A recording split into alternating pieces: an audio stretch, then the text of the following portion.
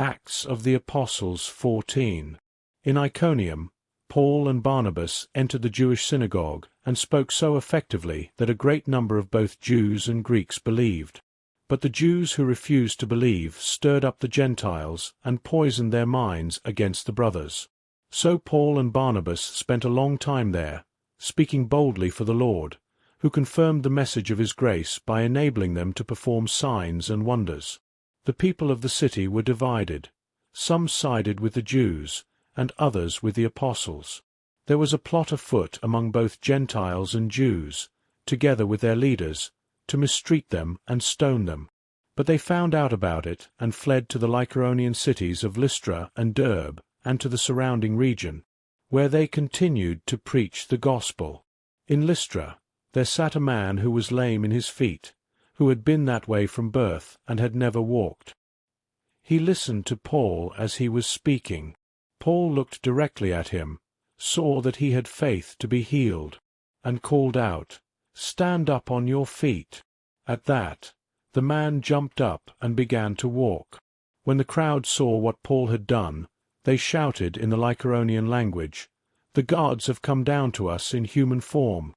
Barnabas they called Zeus, and Paul they called Hermes because he was the chief speaker.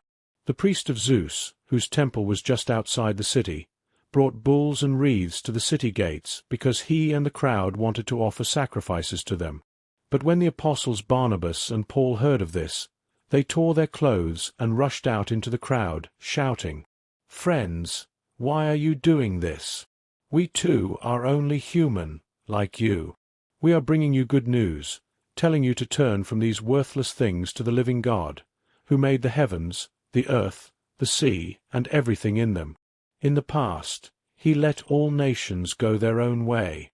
Yet he has not left himself without testimony. He has shown kindness by giving you rain from heaven and crops in their seasons. He provides you with plenty of food and fills your hearts with joy." Even with these words, they had difficulty keeping the crowd from sacrificing to them.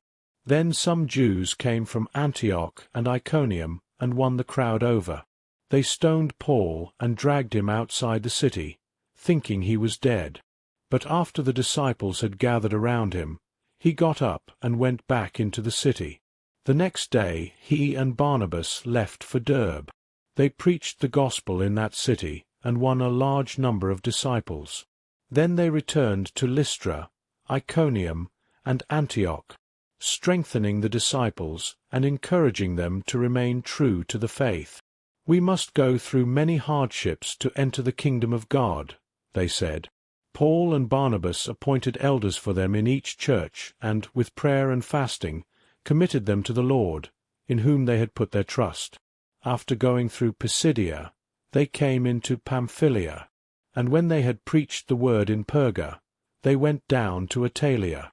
From there they sailed back to Antioch, where they had been committed to the grace of God for the work they had now completed. On arriving there, they gathered the church together and reported all that God had done through them and how he had opened a door of faith to the Gentiles.